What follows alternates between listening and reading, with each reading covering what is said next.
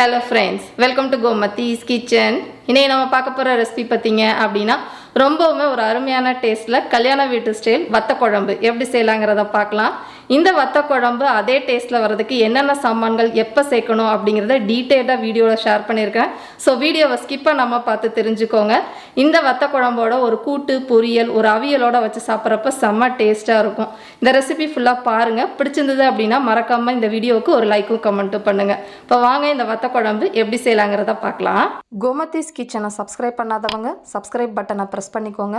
உடனுக்குடனே அப்டேட் வேணும் அப்படின்னா பக்கத்தில் இருக்க பெல் பட்டனில் ஆல்ங்கிற ஆப்ஷனை மறக்காமல் ப்ரெஸ் பண்ணி வச்சுக்கோங்க. இப்போ இன்றைக்கி வத்த குழம்பு செய்கிறதுக்கு ஒரு சட்டியில் நல்லா ஒரு 3.5 டேபிள் ஸ்பூன் அளவுக்கு நல்லெண்ணெய் சேர்த்துக்கோங்க. வத்த குழம்பை பொறுத்த வரைக்கும் நல்லெண்ணெய் அப்படி இல்லைன்னா கடலெண்ணெய் ஏதாவது ஒன்று சேர்த்துக்கோங்க, ரொம்ப நல்லாயிருக்கும். இப்போ இதில் வத்தலை பொரிக்க ஆரம்பிச்சிடலாம். நான் இன்றைக்கி எடுத்துருக்கிறதுன்னு பார்த்திங்கன்னா சுண்டக்காய் வத்தல் ஒரு 2.5 டேபிள் ஸ்பூனும் மணத்தக்காளி வத்தல் 1.5 டேபிள் ஸ்பூனும் எடுத்துருக்கிறேன். இப்போ இந்த 2 வத்தலும் நல்லா செவந்து வர மாதிரி வறுத்து விட்டுக்கலாம். இப்போ போட்டிருந்த வத்தல் பார்த்திங்க அப்படின்னா நல்லா பொரிஞ்சு செவந்துருச்சு. இந்த அளவுக்கு வறுபட்டால் போதும். ரொம்ப சவக்கவோ கருகிடுச்சு அப்படின்னா ஒரு மாதிரி கசந்த மாதிரி ஆகிடும். இந்த சமயத்தில் இந்த வத்தலை மட்டும் இந்த எண்ணெயிலேருந்து வடிச்சிட்டு எடுத்துருங்க. இப்போ இந்த வத்தலை தனியாக வச்சிடலாம். கடைசியாக குழம்பு கூட்டினதுக்கப்புறமா எப்படி போடணும் அப்படிங்கிறத உங்களுக்கு நான் சொல்கிறேன். இப்போ நம்ம ஊற்றிருக்கிற அந்த எண்ணெயிலேயே தாளிப்பு சேர்த்துக்கலாம். தாளிக்கிறதுக்கு நான் இன்றைக்கி எடுத்துருக்கிறதுன்னு பார்த்தீங்க அப்படின்னா 1.5 டீஸ்பூன் அளவுக்கு கடுகு, 1/2 டீஸ்பூன் அளவுக்கு வெந்தயம், 1/2 டீஸ்பூன் அளவுக்கு சீரகம் சேர்த்துக்கிறேன். இப்போ இந்த போட்டிருக்கிற சாமான்கள் எல்லாம் நல்லா பொரிஞ்சு செவக்கட்டும். இப்போ இது வறுபட்டு இருக்கப்போ பார்த்தீங்கன்னா கட்டி பெருங்காயம் 2 பீஸ் இந்த அளவுக்கு சேர்த்துருக்கிறேன். வத்த குழம்பு பொறுத்த வரைக்கும் கட்டி பெருங்காயம் போடுறப்ப நல்ல மணமாகவும் டேஸ்ட்டாகவும் இருக்கும். இல்லாத பட்சத்தில் நம்ம மசாலா பொடி சேர்க்குறப்ப நீங்கள் ஒரு 1/2 டீஸ்பூன் பொடியாக கூட சேர்த்துக்கலாம். இப்போ இதெல்லாம் நல்லா பொரிஞ்சதுக்கப்புறமா பொடியாக நறுக்கின சின்ன வெங்காயம் ஒரு 15 சின்ன வெங்காயம் நறுக்கி வச்சுருக்கிறேன். 1/2 கப் அளவுக்கு இருக்கும். இப்போ இந்த வெங்காயம் நல்ல பொன்னிறமாகிற அளவுக்கு வறுத்து விட்டுக்கலாம். இது வேகிறத விட இது செவக்கிறது தான் உங்களுக்கு நல்ல சுவையாக இருக்கும். இப்போ பார்த்தீங்கன்னா இந்த வெங்காயம் ஒரு பாதி அளவு வதங்கிருச்சு. இப்போ இந்த சமயத்தில் பூண்டு நல்லா 2 கட்டி பூண்டு முழு பூண்டை எடுத்து வச்சுருக்கிறேன். ஒரு 25-30 பல்லு பூண்டு இருக்கும். இப்போ இந்த பூண்டும் நல்லா வதங்கட்டும், அந்த வெங்காயமும் நல்லா செவக்கட்டும். இப்போ இது வதங்கிக்கிட்டு இருக்கப்போ கொஞ்சம் தாராளமாக கருவேப்பிலை இலைகளையும் போட்டு வதக்கி விட்டுக்கோங்க. இப்போ பார்த்தீங்கன்னா வெங்காயம் நல்லா செவக்க ஆரம்பிச்சிருச்சு. இந்த பூண்டு ஓரளவு வெந்திருக்கும். இப்போ இந்த சமயத்தில் தக்காளி சேர்த்துக்கலாம். தக்காளி சின்ன சைஸில் 2 தக்காளி எடுத்துருக்கிறேன். பெருசாக இருந்துச்சுன்னா ஒரு தக்காளி மட்டும் சேர்த்து நல்லா வதக்கிக்கோங்க. இப்போ பார்த்தீங்கன்னா தக்காளி நல்லா குழஞ்சி இந்த அளவுக்கு வதங்கி வந்திருக்கும்.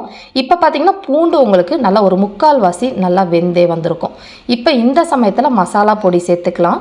இதில் சேர்க்க போகிறதுன்னு பார்த்தீங்க அப்படின்னா குழம்புத்தூள் வீட்டில் அரைச்சது ஒரு 4 டேபிள் ஸ்பூன் அளவுக்கு சேர்த்துருக்கிறேன். குழம்புத்தூள் நீங்கள் வீட்டில் அரைச்சது இல்லை கடையில் வாங்கினது எது வேணால் சேர்த்துக்கலாம். இந்த ரெசிபி எப்படி செய்யணும்னு நம்ம சேனலில் ஏற்கனவே போட்டிருக்கிறேன். லிங்க் கீழே டிஸ்கிரிப்ஷனில் இருக்குது, செக் பண்ணி பாருங்கள். இல்லாத பட்சத்தில் நீங்கள் சாம்பார் பொடி கூட சேர்த்துக்கலாம், நல்லாயிருக்கும். இப்போ இந்த வத்த குழம்புக்கு பார்த்திங்கன்னா காரம் கொஞ்சம் தூக்கலாக இருந்தால் தான் நல்லாயிருக்கும். குழம்பு பொடியில் கொஞ்சம் கம்மியாக இருக்கும். அதனால் இன்னொரு ஒரு டேபிள் ஸ்பூன் அளவுக்கு தனியாக மிளகாய்த்தூள் சேர்த்துக்கிறேன். உங்களுக்கு காரம் எவ்வளோ வேணுமோ அதுக்கேற்ற மாதிரி மிளகாத்தூளை கூட குறைச்சி சேர்த்துக்கோங்க. இப்போ மிதமான தீயிலே இந்த மசாலா பொடியோட பச்சை வாசனை போய் எண்ணெய் பிரிஞ்சு வர அளவுக்கு வதக்கி விட்டுக்கோங்க. மசாலா கருகிடக்கூடாது. அதனால் மிதமான தீயிலே வதக்கி இந்த அளவுக்கு வந்ததுக்கப்புறமா புளி நல்லா ஒரு எலுமிச்சம்பழம் அளவுக்கு புளியை ஏற்கனவே ஒரு 6 கப்பு தண்ணியில் கரைச்சி எடுத்து வச்சுருக்கிறேன். அந்த தண்ணியை இதில் சேர்த்துக்கோங்க.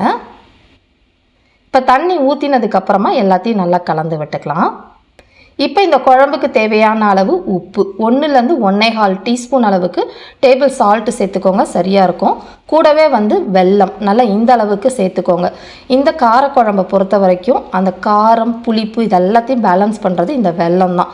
இது போடுறதுனால உங்களுக்கு கட்டாயம் இனிக்காது, ரொம்ப சுவையாக இருக்கும்.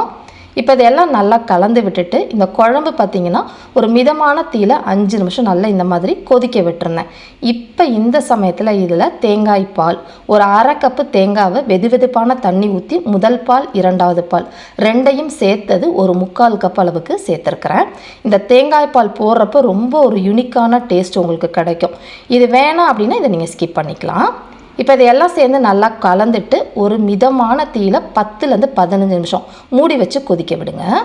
இப்போ பார்த்தீங்கன்னா ஒரு 15 நிமிஷமாக மிதமான தீயில நல்லா வேக வச்சுருந்தேன். குழம்பு எண்ணெய் பிரிஞ்சு தகன்னு சுண்டி நமக்கு சூப்பராக வந்திருக்கும். குழம்பும் பார்த்தீங்க அப்படின்னா நல்லா திக்காக இந்த அளவுக்கு வந்துருச்சு. நான் சொன்ன அளவு தண்ணி ஊற்றினீங்க அப்படின்னா குழம்போட கன்சிஸ்டன்சி உங்களுக்கு பக்காவாக சூப்பராக வரும். இப்போ இந்த சமயத்தில் தான் நம்ம வத்தல் போட போகிறோம். வத்தல் வந்து பார்த்திங்கன்னா ஒரு டேபிள் ஸ்பூன் அளவுக்கு சுண்டைக்காயும் மணத்தக்காளி வத்தலையும் சேர்த்து ஒன்றும் பாதியமாக பொடிச்சு வச்சுருக்கிறேன். இது போடுறப்ப அந்த வத்தலோட டேஸ்ட் அந்த குழம்புல இறங்கி செம்ம சூப்பராக இருக்கும். மிச்சம் வரைச்சி வச்சுருக்கிற அந்த வத்தலை வந்து அப்படியே முழுசாகவே சேர்த்துக்கோங்க. குழம்பு சுண்டுனதுக்கப்புறம் ஏன் போடணும் அப்படின்னா குழம்புல அந்த கசப்பு தன்மை கொதிக்க இறங்க ஆரம்பிச்சிடும். நீங்கள் முன்னாடியே போட்டிங்கன்னா கசப்பாயிரும். அதனால் இந்த அளவுக்கு வந்ததுக்கப்புறமா போட்டுட்டு இப்போ வந்து கொஞ்சம் ஃப்ரெஷ்ஷாக கருவேப்பிலைகளை கிள்ளி போட்டுக்கோங்க. இப்போ இது எல்லாத்தையுமே நல்லா கலந்து அடுத்த ஒரு 5 நிமிஷத்துக்கு மூடி வச்சு வேக விட்டோம் அப்படின்னா கரெக்டாக இருக்கும். இப்போ குழம்பு பார்த்திங்கன்னா ஒரு 5 நிமிஷம் மிதமான தீயில் மூடி வச்சு கொதிக்க விட்டுருந்தேன். இப்போ உங்களுக்கு பார்க்குறப்ப தெரியும்னு நினைக்கிறேன். குழம்பு நல்லா நிறம் மாறி வத்த குழம்பு நிறத்துக்கு நமக்கு வந்திருக்கும். அந்த வத்தலை பொடிச்சு போடுறோம் பார்த்திங்களா, அதுதான் இதில் ஹைலைட்டு. குழம்போட கன்சிஸ்டன்சி பார்த்திங்கன்னா நல்லா இந்த அளவுக்கு தகன்னு இருக்கணும். அப்போ தான் நல்லாயிருக்கும். ரொம்ப தண்ணியாகவும் இருக்கக்கூடாது, ரொம்ப கெட்டியாகவும் இருக்கக்கூடாது. இந்த சமயத்தில் எடுத்தோம் அப்படின்னா ஆறினதுக்கப்புறமா கரெக்டான ஸ்டேஜில் உங்களுக்கு இருக்கும். இப்போ குழம்பு ஆஃப் பண்ணினதுக்கப்புறமா கடைசியாக 1 டீஸ்பூனோ 2 டீஸ்பூன் அளவுக்கு செக்கில் ஆட்டின நல்லெண்ணெய் சேர்த்துக்கோங்க. ரொம்ப நல்லா சூப்பராக டேஸ்ட்டாக இருக்கும். இது வந்து பச்சையாக அந்த எண்ணெய் சேர்க்குறது வந்து அவ்வளோ நல்லாயிருக்கும். ட்ரை பண்ணி பாருங்கள். நம்மளோட சூப்பரான கல்யாண வீட்டு ஸ்டைல் வத்த குழம்பு ரெடி ஆயிடுச்சு. இதே மாதிரி அளவுகளோட இந்த வத்த குழம்பை செஞ்சு பார்த்துட்டு எப்படி இருக்குங்கிறத கமெண்ட் பண்ணுங்கள். வீடியோ பிடிச்சிருந்தாலும் கமெண்ட் பண்ணுங்கள், லைக் பண்ணுங்கள், ஷேர் பண்ணுங்கள். மறக்காமல் கோமதிஸ் கிச்சன் சேனலையும் சப்ஸ்கிரைப் பண்ணி வச்சுக்கோங்க. தேங்க்ஸ் ஃபார் வாட்சிங்.